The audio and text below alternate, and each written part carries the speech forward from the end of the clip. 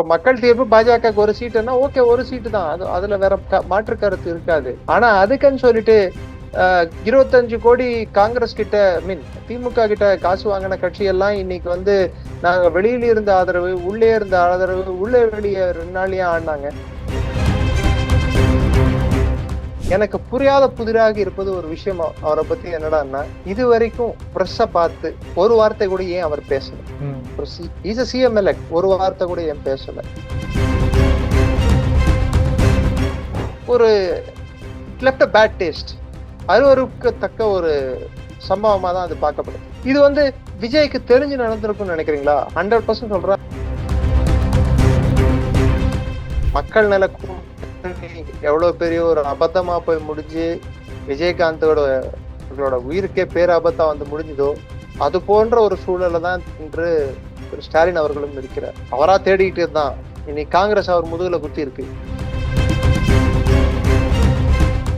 இறைக்கு யாரெல்லாம் இறை தூதனையும் இறையும் நம்புறாங்களோ அவங்க எல்லாம் உண்மையான முஸ்லிம். கர்த்தரை யாரெல்லாம் நம்புறாங்களோ, கர்த்தர் மீது நம்பிக்கை வைத்து இந்த நாட்டுக்கு யாரெல்லாம் விசுவாசம் இருக்காங்களோ அவங்க எல்லாம் உண்மையான கிறிஸ்துவர். யாரெல்லாம் கடவுள் மீது நம்பிக்கை கொண்டு இந்த நாட்டின் மீது நம்பிக்கை கொண்டு இருக்கிறார்களோ அவங்க எல்லாம் உண்மையான ஹிந்து. கழுத்துல கொட்டையும் தள்ள பட்டையும் போட்டுக்கிட்டு நாட்டை ஏமாத்துறவன் தான் ஃப்ராடு.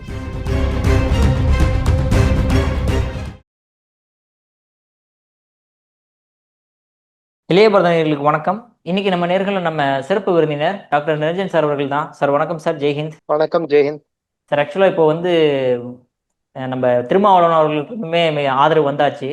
மிகப்பெரிய ஒரு மெஜாரிட்டியை காட்ட போறாரு விஜய் அவர்கள். ஸோ இனிமே பாலிடிக்ஸ் எப்படி இருக்கும், எந்த மாதிரி இருக்கும், விஜய் அவர்கள் நல்லா ஆட்சி பெற முடியுமா, என்னென்ன மாதிரி பிரச்சனைகள் அவர்களுக்கு வரப்போகுது?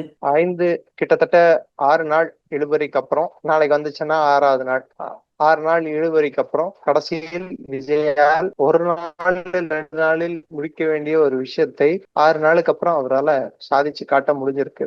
திரு விஜய் அவர்களுக்கு வாழ்த்துக்கள். அவர் தமிழக முதல்வர் ஆக வேண்டும் என்பது வாக்காளர்களின் எண்ணமாக இருப்பதனால் அவருக்கு ஆதரவு கொடுக்க வேண்டியது கடமை பல கட்சிகளுக்கு. ஆனால் அதே சமயத்தில் அந்த ஆதரவு கொடுக்கும் கட்சிகளானது எதை காரணம் சொல்லி ஆதரவு கொடுத்திருக்கிறது என்பதுதான் இங்க கேள்வி. பாஜகவில் ஆட்சியிலிருந்து தூரமாக வைப்பதற்கு ஒரு சீட் இருக்கிற பாஜக எப்படி ஆட்சி அமைக்கும்? உள்ள வந்துடக்கூடாதுன்றதுக்காக சார்.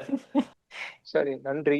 உள்ள வந்துடக்கூடாதுன்னு சொன்ன மம்தா பானர்ஜியே இன்னைக்கு வெளியே போக வேண்டிய சூழல் ஏற்பட்டுருச்சு. ஒரு கட்சியை வெளியே வைக்கிறதுக்கு நீங்க ஆட்சி அமைச்சீங்கன்னா என்னைக்கும் நீங்க நல்லாட்சி கொடுக்க முடியாது. மக்களோட தேவைகளையும் எண்ணங்களையும் நீங்க மனசுல வச்சு நீங்க ஆட்சி அமைச்சீங்கன்னா நீங்க ஆட்சியில நிலைச்சு நிக்கலாம். மக்கள் தீர்ப்பை நீங்க ஏத்துக்கோங்க. அதை விட்டுட்டு அந்த கட்சி வரக்கூடாது, இந்த கட்சி ஆட்சி தூரமா உட்கார வைக்கணும்னு நீங்க பேசாதீங்க. இப்ப மக்கள் தீர்ப்பு பாஜக ஒரு சீட்டுன்னா ஓகே, ஒரு சீட்டு தான், அதுல வேற மாற்று கருத்து இருக்காது. ஆனா அதுக்குன்னு சொல்லிட்டு 25 கோடி காங்கிரஸ் கிட்ட மீன் திமுக கிட்ட காசு வாங்கின கட்சி எல்லாம் இன்னைக்கு நாங்க வெளியில இருந்த ஆதரவு, உள்ளே இருந்த ஆதரவு, உள்ளே வெளியே 2 நாளையா ஆடினாங்க. இந்த வெளியில இருந்து ஆதரவு கொடுக்கறதுக்கு ஏன் இந்த உள்ளே வெளியே ஆட்டம் ஆடணும்? தேவையில்லையே. கொடுக்கணும்னு நினைச்சவங்க எப்ப வேணாலும் கொடுத்துருக்கலாமே. 2வது, இன்னைக்கு காங்கிரஸாரே அவங்கவுங்க அவங்களோட சட்டமன்ற தொகுதிக்கு போகும்போது அவங்கள மயிலாடுதுறையிலயும் எங்கேயோ நினைக்கிறேன் துரத்தி இருக்காங்க நினைக்கிறேன். தஞ்சாவூர்லயும் மயிலாடுதுறையிலயும் காங்கிரஸ் துரத்தி இருக்காங்க மக்கள். ஏன்டா என் ஓட்டை வாங்கிட்டு ஏன்டா இது மாதிரி பண்றீங்க அப்படின்னு சொல்லிட்டு. சரி, காங்கிரஸுக்கு அவங்க எம்எல்ஏக்கள் மீதே நம்பிக்கை இருந்தா அவங்க ஏன் 5 பேர் இப்போ எங்க இருக்காங்கன்னே தெரியாம இருக்காங்க? சரி, நாளைக்கு சட்டசபை கூட்டின அப்புறம் வரலாம்.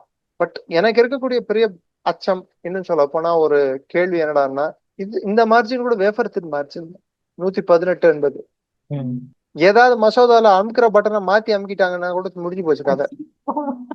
2 பேர் ஆப்சென்ட் ஆனா கூட முடிஞ்சு போச்சு. எனக்கு உடல்நிலை சரியில்லைன்னு சொல்லி வராம போனாலும் முடிஞ்சு போச்சு. சோ எந்நேரமும் எப்பொழுதும் 118 என்பது சட்டசபையில் நிரந்தரமாக இருக்க வேண்டும். இது இந்த மார்ஜின் அரசோட ஸ்திரத்தன்மைக்கு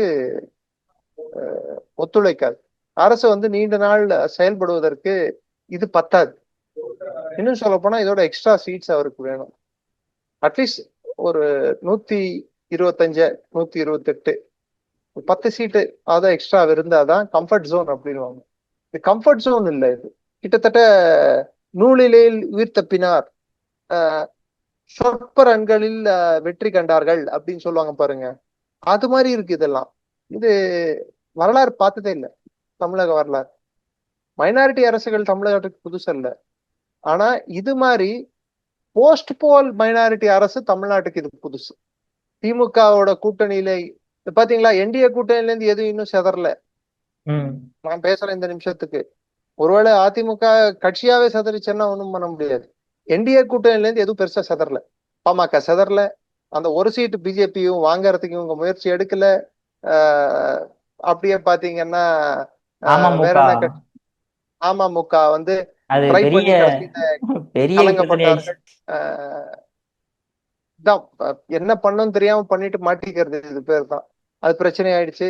இதெல்லாம் இப்ப இப்படி இருக்க, எனக்கு திரு விஜய் அவர்கள் முதல்வர் ஆக வேண்டும் என்பது என் எண்ணமாக இருந்தாலும், அவருக்கு தான் மக்கள் வாக்களித்துள்ளார்கள் என்பது எனக்கு நல்ல புரிந்தாலும், எனக்கு புரியாத புதிராக இருப்பது ஒரு விஷயம். அவரை பத்தி என்னடான்னா, இது வரைக்கும் பிரஸ்ஸ பார்த்து ஒரு வார்த்தை கூட ஏன் அவர் பேசல? சிஎம் எலெக்ட், ஒரு வார்த்தை கூட ஏன் பேசல? இது வரைக்கும் அவர் பிரஸ் கூட பார்க்க தேவையில்லை. அவரோட சொந்த கட்சிக்காரங்களோட ஐடி செல்லையே கூப்பிட்டு நான் ஒரு மெசேஜ் கொடுக்கணும், எடுங்க மக்களே, நீங்க கொஞ்ச நேரம் பொறுத்துருங்க, நம்ம ஆட்சி தான் மலரும், ஜனநாயகத்தின் ஆட்சி தான் வரும், தமிழக வெற்றி கழகத்தின் காலம் இது அப்படின்னு சொல்லிட்டு ஒரு வார்த்தையை சொல்லி ஓட்டழைத்த மக்களுக்கு நன்றி என்ற அந்த 3 எழுத்த சொல்றதுக்கு அவருக்கு ஏன் இன்னும் மனசு வரலன்றதுதான் எனக்கு புரியல. வாக்காளர்களுக்கு எனக்கு வாக்களித்து பெருவாரியான வாக்குகளை அளித்து என் பேச்சுக்கும் என் மீதும் நம்பிக்கை வைத்த உங்களை அனைவருக்கும் நன்றின்னு சொல்றதுக்கு எவ்வளவு நேரம்? இன்னைக்கு ஒரு சவுத் சைட்ல திருநெல்வேலியில யாரோ ஒருத்தர், நான் இப்ப பேசிட்டு இருக்கும் போது நான் பாக்குறேன், நியூஸ் பாக்குறேன், யாரோ ஒருத்தர் தாவக தொண்டர் குடிச்சிட்டு தன்னைத்தானே கொளுத்திக்கிட்டு இருக்காரு, திரு விஜய் அவர்கள் ஆட்சி அமைக்கலன்னு சொல்லிட்டு. சோ என்ன மாதிரியான ஒரு விஷயத்தை விஜய் வந்து முன்னெடுக்க பாக்குறார்? One of the biggest virtue of a leader is communication skill அப்படின்னுவாங்க. சினிமா டயலாகளையும் மிஞ்சி ஒரு தலைவன் என்பவர் வந்து தன்னிச்சையா, ஸ்பான்டேனியஸா, அதாவது உள் மனதுல இருந்து அவர் பேச தெரியணும், பேசணும். ஒருவேளை அவர் பேசாம இருப்பதனால்தான் இத்தனை நாள் தோய்வும் இத்தனை நாள் அந்த இழுபறியும் ஏற்பட்டதுக்கு காரணமானே நான் பாக்குறேன். அவர் வெளியே வந்து பேசியிருந்தா அவர் மீது இருக்கக்கூடிய அனுதாபம் பல மடங்கு உயர்ந்திருக்கு. உதாரணத்துக்கு ஒரு சீசன் பொலிட்டீஷியன் எப்படி இருக்கணும்ன்றதுக்கு உதாரணம், மு.க. ஸ்டாலின் அவர்கள் என்ன பண்ணாரு? தோத்துட்டாரு, அசம்பிளியும் தோத்துட்டாரு, ஆட்சியும் போயிடுச்சு.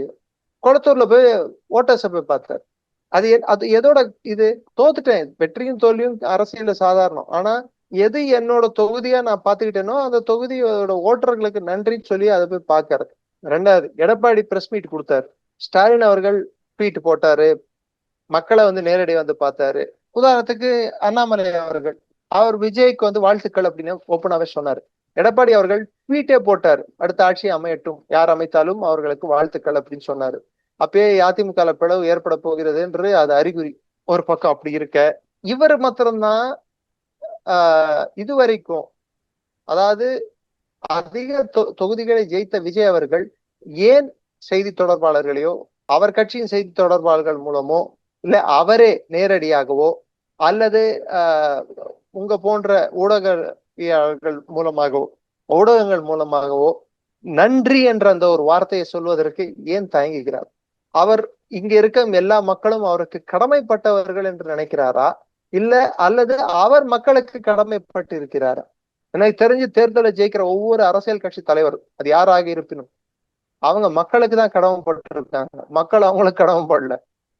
பட் இருந்தாலுமே பாத்தீங்கன்னா ஆல்ரெடி நம்ம ஆட்சி அமைக்க முடியாத ரொம்ப கிரிட்டிக்கலான சிச்சுவேஷன்ல இருக்கும் போது இந்த இடத்துல போய் நம்மளுக்கு வந்து மக்களை பத்தி எப்படி சார் யோசிக்க முடியும்? 108 நீங்க 108 சீட்டு ஜெயிச்சப்போ வெளியில வந்து பால்கன்ல வந்து நீங்க கையை அசைச்சப்பயே கையெடுத்து ஒரு கும்பிடு போட்டு எல்லா தமிழக மக்களுக்கு நன்றி அப்படின்னு அந்த இது சொல்லியிருந்தா அது ஒரு பஞ்ச் லைனா மாதிரி இருக்குமே.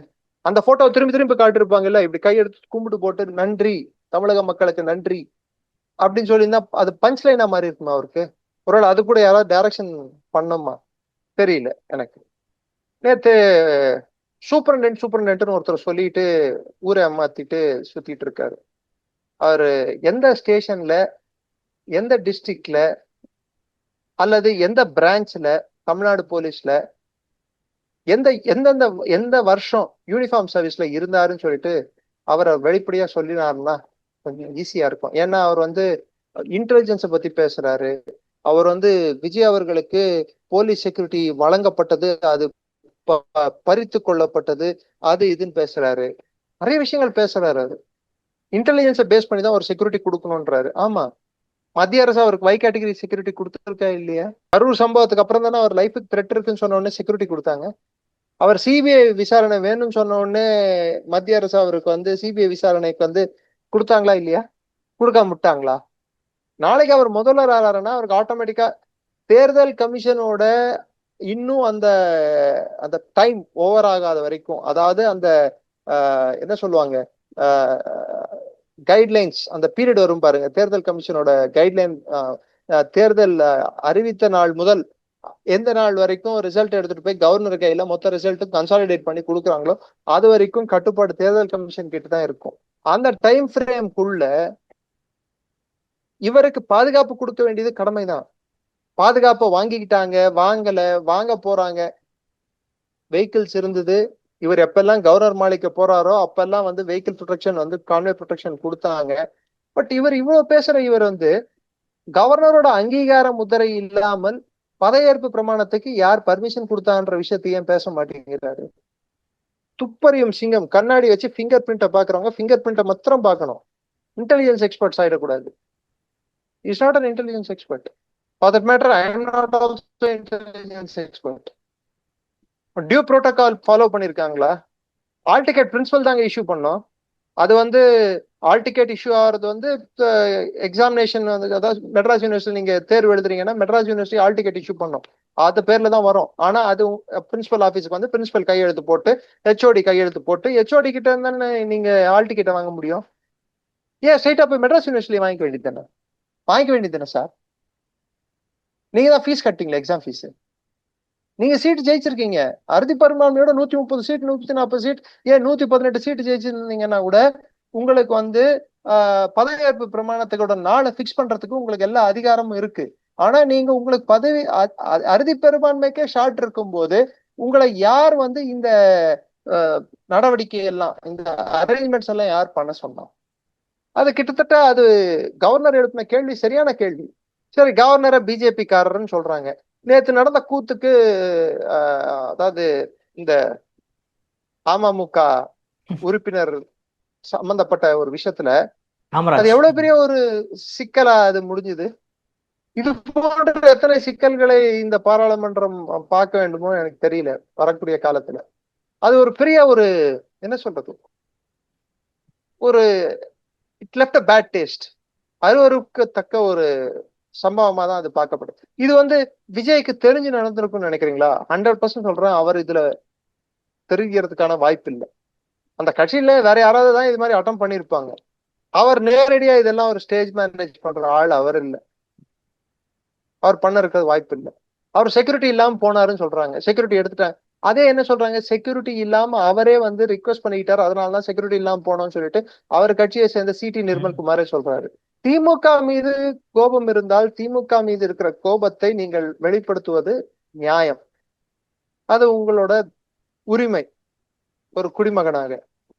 அதுக்காக எது நியாயம் இல்லையோ அதை நியாயப்படுத்தாது. நியூட்ரலா இந்த விஷயத்த பாருங்க. கவர்னரை பாஜக ஆளுன்னு சொல்றது, நேத்து நடந்த இந்த கலைபுரத்துக்கு, இந்த அமமுக கலைபுரத்துக்கு கவர்னர் வந்து பாஜக ஆளா இருந்தா இந்நேரத்துக்கு இப்ப 5 மணிக்கு திரு விஜய் அவர்கள் வந்து அவரோட கூட்டணி கட்சிகளோட போய் சந்திக்க போறதா தகவல் வருது. அப்ப டைம் கொடுக்க கூடாது, அவர் இழுத்து அடிக்கணும். இல்ல இந்நேரத்துக்கு கேரளா போயிருக்கணும். கேரளால ஒரு பக்கம் காங்கிரஸ்லயே ரெண்டு பிரிவா உடஞ்சு ஒரு ஒரு பிரிவு வந்து திருவனந்தபுரத்துல கொடியை பிடிச்சிக்கிட்டு போராட்டம் பண்ணிட்டு இருக்காங்க. இன்னொரு பிரிவு ஆப்போசிட் டைரக்ஷன் ஒரே கட்சி கொடியை 2 பேர் தனித்தனியா பிடிச்சி போராட்டம் பண்ணிட்டு அந்தந்த தலைவர்களோட பேனர் மேல கட் அவுட் மேலயும் இந்த ஆயில் இருக்கு பாருங்க, யூஸ் பண்ண இன்ஜின் ஆயில், அதை எடுத்து ஊத்திட்டு இருக்கானுங்க, குரூட் ஆயில் எடுத்து.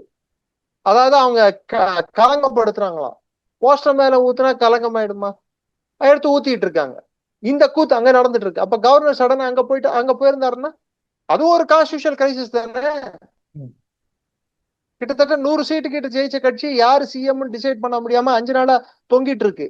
அவங்க இங்க 5 சீட் வச்சுட்டு நாங்க ஆட்சியில பங்கு வேணும்னு சொல்லிட்டு இங்க குதிச்சிட்டு இருக்காங்க. 2 மாநிலத்துக்கு அவர் தானே ஆளுநர், அங்க போயிருக்கலாம் இல்லையா? பட் ஆனா அவர் போலியே, இங்க தானே இருக்காரு. போறதாவும் ஒரு நியூஸ் போட்டிருந்தாங்க கம்யூனிஸ்ட்னு சார். சொல்றாங்க. சொன்ன மாதிரி சில நியூஸ்கள்லாம் வந்து அவர் கிளம்புறதா, கேரளா கிளம்புறதாவும் போட்டிருக்காங்க. பட் ஒரு பக்கம் இப்படி இருந்தாலுமே சார், இப்போ இந்த திமுகவில் இருந்த கூட்டணி கட்சிகள்லாம் நாங்களாம் ஒன்றிணைந்த கூட்டணி, மதசார்பற்ற கூட்டணி, அத்தனை கூட்டணி சொல்லிட்டு அப்படியே கூட்டணி இருந்து அப்படியே பஞ்ச் ஆஃப் கூட்டணியாக விஜய் பக்கம் போயிருச்சு சார். ஸோ இது வந்து மிகப்பெரிய ஒரு, எப்படி சொல்றது, எல்லாம் கொள்கை குன்றுங்கன்னு காட்டுது. கொள்கை குன்றுகள். அரசியல் நிரந்தர நண்பனும் இல்லை, நிரந்தர பகைவனும் இல்லை. அரசியல் நிரந்தரமானது அதிகாரம், ஆட்சி அதிகாரம் ஒன்று மட்டும்தான். அதிகாரம் யார் பக்கம் இருக்கிறதோ அவர்கள் பக்கம் எல்லோரும் இருப்பார்கள். அவர்களை சந்தர்ப்பவாதிகள் என்று அழைக்கப்படுவர். அதில் முதலிடம் வகிப்பது கம்யூனிஸ்டுகள்.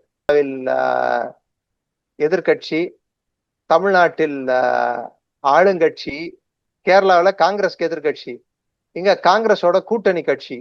கேட்டா பிஜேபியை நாங்கள் ஆட்சியை விட்டு வெளியே வைப்பதற்கு, அப்போ நீங்க பிஜேபி ஆட்சியை விட்டு வெளியே வைப்பதற்கு பாகிஸ்தானை கூட துணை போவீங்க. அதுதானே அவங்க கொள்கை. அப்படித்தானே மேற்கு வங்கத்துல நீங்க வந்து பங்களாதேசிகளை எடுத்து வந்து செட்டில் பண்ணீங்க.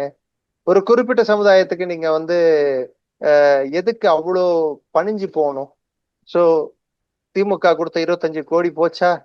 அதாவது மக்கள் நல கூட்டணி எவ்வளவு பெரிய ஒரு அபத்தமா போய் முடிஞ்சு விஜயகாந்தோட உயிருக்கே பேராபத்தா வந்து முடிஞ்சதோ, அது போன்ற ஒரு சூழலை தான் இன்று திரு ஸ்டாலின் அவர்களும் இருக்கிறார். அவரா தேடிக்கிட்டே தான். இன்னைக்கு காங்கிரஸ் அவர் முதுகுல குத்தி இருக்கு. காங்கிரசின் தலைவரை முதல் யாருமே தைரியம் இல்லை அவரை பிரதமரா பாக்குறதுக்கு. அப்பேற்பட்ட சூழலையும் அவரை பிரதமரா, அவர் தான் இந்தியாவின் அடுத்த பிரதமர்னு சொன்ன ஒருத்தரை வந்து முதுகுல குத்திட்டு போயிருக்காங்க. ஒண்ணு. ரெண்டாவது, மறந்துடக்கூடாது, திரு விஜய் அவர்கள் தமிழகத்தின் முதல்வராக பதவி ஏற்பின், அவர் தான் ஏற்பாரு, பதவி ஏற்பின் he will be the first minority chief minister of Tamil Nadu. நாம் ஒத்துக்கொண்டாலும் ஒத்துக்கொள்ளாவிட்டாலும் அவர் கிறிஸ்துவர்.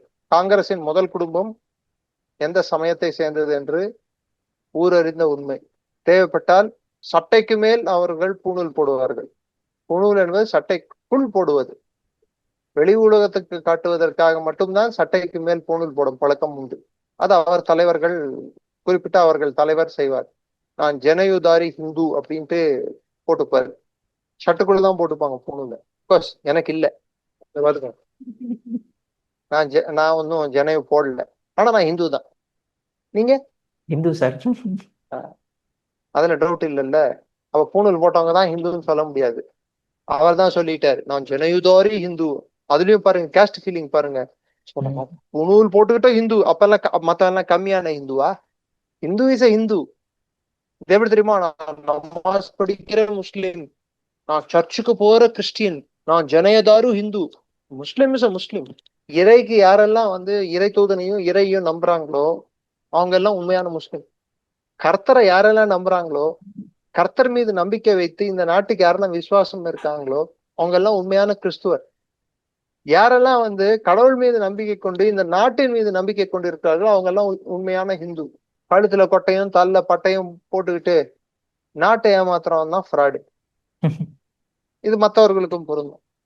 சோ ஒரு சிறுபான்மை சமூகத்தில் இருந்து வந்த திரு விஜய் அவர்கள் தமிழகத்தின் முதல் சிறுபான்மை சமூகத்தை சார்ந்த ஒருத்தர் முதல்வராக போகிறார். அவர் எடுக்கக்கூடிய ஒவ்வொரு கொள்கை முடிவும், குறிப்பிட்டு மதம் சார்ந்த கொள்கை முடிவுகள் உற்று கவனிக்கப்படும். இன்னும் சொல்ல போனா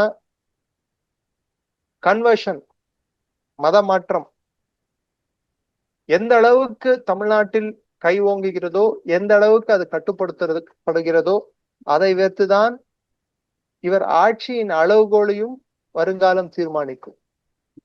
உதாரணத்துக்கு ஜெகன்மோகன் ரெட்டி காலத்துல ஆந்திரா கோவில் மேல, ஆந்திரா திருப்பதி கோவில் கீழே சர்ச்சு கட்டுறதுக்கு முயற்சிகள் நடந்தன. கோவில் மலை மேல இருந்த லட்டுவில், பிரசாதத்தில் என்ன மாதிரியான கலப்படம் ஏற்பட்டது என்ற ஒரு புகார் எழுந்தது. அந்த புகார் வந்து லேபரட்டரி டெஸ்டிங்ல உண்மை என்றும் தெரிய வந்துள்ளது.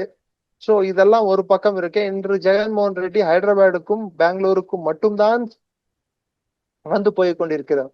ஆந்திரால காலே வைக்க முடியறதில்ல அவரால். இந்துக்களுக்கு எதிராக அவர் கடைபிடித்த போக்கு, திரு விஜய் அவர்கள் அது மாதிரி ஒரு போக்கை கடைபிடிக்க மாட்டார் என்று நினைக்கிறேன்.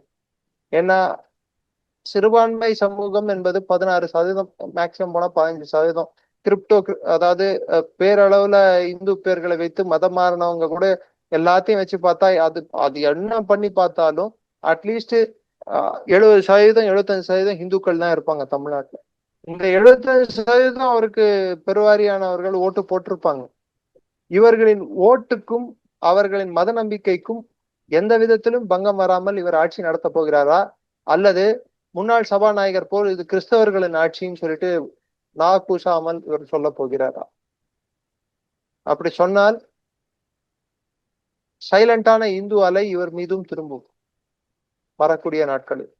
அதை இவர் செய்ய மாட்டார் என்று நினைக்கிறேன். ஏன்னா இவரோட ஃபேன்ஸோ, இவரோட படங்களை பார்த்தவங்களோ, இவரோட ரசிச்சவங்களோ எல்லா சமூகத்தினரும் தான் ரசிச்சிருக்காங்க. அவரோட ரிலிஜன் அவரோட பிரைவேட் அஃபேர். அது பிரைவேட் அஃபேரா இருக்கிற வரைக்கும் பிரச்சனை இல்லை. ஒருவேளை ஓட்டுக்காக அவர் ரிலிஜன் முக்கியத்துவம் கொடுத்து அதை தான் வந்து இவர் தூக்கி பிடிக்க ட்ரை பண்ணாடுறாங்கன்னா it will have its own consequences. Okay sir. சரி, இப்போ எல்லா வந்து இடங்களையும் தான் இப்போ விஜய் அவர்கள் வந்து ஆட்சி அமைக்கிற பட்சத்துல ஓகேங்களா, எத்தனை வருஷம் தான் அவரால் கண்டினியூவா வந்து ஆட்சி பண்ண முடியும்? ஏன்னா இப்ப ஏற்கனவே வந்து ஹங் அசம்பிளில அது தொங்கிட்டு இருக்காப்ல. Depends on the numbers. ஒருவேளை அதிமுக வந்து பிளவு பெற்றால், பிளவுபட்டு இந்த பக்கம் வந்துச்சுன்னா அப்போ இவரோட ஆட்சி வந்து ஸ்திரமான ஆட்சியா அமையக்கூடும். அதிமுக இருந்து யாராவது உதாரணத்துக்கு திரு சி.வி. சண்முகம் அவர்களோ இல்ல திரு வேலுமணி அவர்களோ யாரா இருந்தாலும் பிளவுபட்டு இந்த சைடு வந்தாங்கன்னா அவங்கள யாரோ ஒருத்தர், குறிப்பிட்ட சி.வி. சண்முகம் அவர்கள் அவர் டிப்டி சிஎம் ஆக முடியும். அதுக்கப்புறம் திரு திருமாவளவனோ இல்ல கம்யூனிஸ்டுகளோ இல்ல காங்கிரஸோட தேவை அவருக்கு படாது. 5 ஒரு 6 எக்ஸஸ் பேகேஜ், தேவையில்லா பொதிதான் இதெல்லாம் அவருக்கு, ஒருவேளை அதிமுக வந்துருச்சுன்னா. ஏன்னா அது வந்து ஒரு ஒரு பிளாக் 108 ஒரு 35 36 அப்படின்னும் போது 2 144 ஒரு கன்சாலிடேட்டட் பிளாக். அது இது அப்படி இல்லை. எது ஒண்ணு பிச்சுக்கிட்டு போச்சுன்னா கூட, 2 பிச்சுக்கிட்டு போச்சுன்னா கூட, எது எப்ப எப்படி தெரியுமா இருக்கும்? வடிவேல் ஒரு படத்துல சொல்லுவாரு, தினகண்டம் பூர்ணாயுசா இருக்கே அப்படின்னு சொல்லுவாரு. நாளைக்கு என்னென்ன பதவி கேட்பாங்க, என்னென்ன பொசிஷன் கேட்பாங்கன்னு சொல்ல முடியாது. அதுக்கப்புறம் டைலாக் என்ன, வடிவேல் டைலாக் தான் சொன்னான், புள்ள பூச்சிக்கெல்லாம் கொடுக்கு முளைக்கும்னு நான் கடவுளையா நினைச்சு பார்த்தேன் அப்படின்னு இருப்பாருங்க. அது மாதிரி ஆயிடும். இவரால பிராக்டிக்கலா நம்ம யோசிச்சு பார்க்கலாம். அவருக்கு எக்ஸ்பீரியன்ஸ் கம்மி, ஓட்டு போட்டிருக்காங்க. அவரோட ஆட்சி எப்படி இருக்குன்னு ஜட்ஜ் பண்ணாம நம்ம முடிவுக்கு வந்துட முடியாது, வரக்கூடாது.